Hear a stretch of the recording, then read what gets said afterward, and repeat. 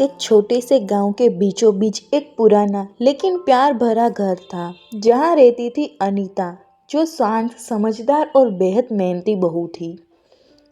और सास, जो हर वक्त ताना देती थी अनीता को। अनीता किचन में खाना बना रही थी, तभी सास आती है। बहू थोड़ी धीमी है, पर उन्हें क्या पता इस बहू में छुपा हुनर अभी बाहर आने वाला है।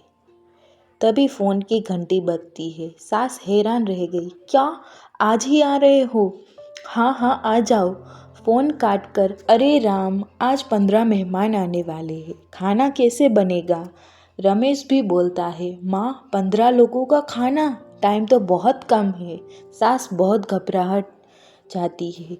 10 तरह की सब्जियां बनानी होगी, इतना सब कैसे होगा? अनीता बिल्कुल धीमी आवाज में बोली, माँ जी हो जाएगा, आप चिंता मत करिए। सास,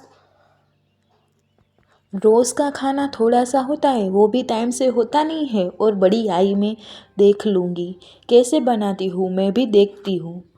अमिता ने गहरी सांस ली, फिर वह शुरू हो गई अपने 5 मिनट कुकिंग टेक्निक पर।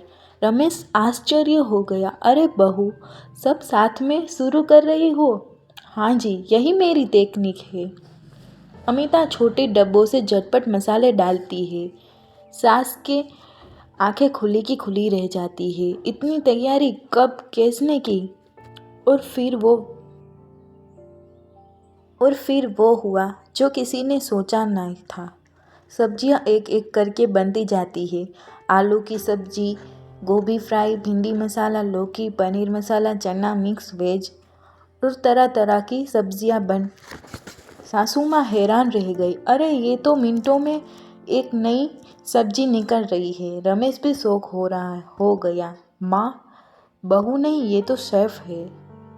और तभी मेहमान आते हैं। सब खाना खाने बैठे थे। अरे वाह, इतना स्वादिष्ट और इतनी जल्दी!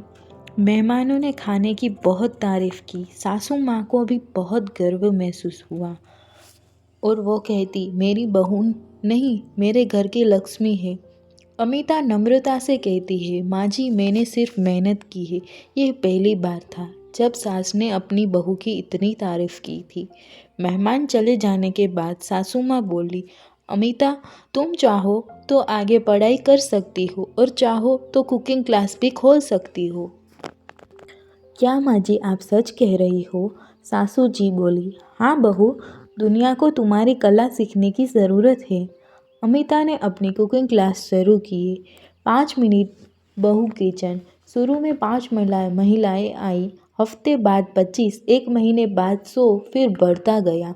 पूरा परिवार गर्व से कहता, मेरी बहू है ही ऐसी। अमिता गांव की लड़कियों को ट्रेनिंग देती है। देखो, काम तेज नहीं, तरीका तेज होना चाहिए। जो काम 1 घंटे में होता है वो 10 मिनट में भी हो सकता है। तभी पहली महिला बोली, दीदी, आपसे सीखकर तो मेरा घर बदल गया है। दूसरी महिला भी बोली, अब मैं भी नौकरी कर पा रही हूँ। सासू माँ की आंखों में खुशी। बहू घर तो संभालती ही है, अब गांव को भी संभाल रही है।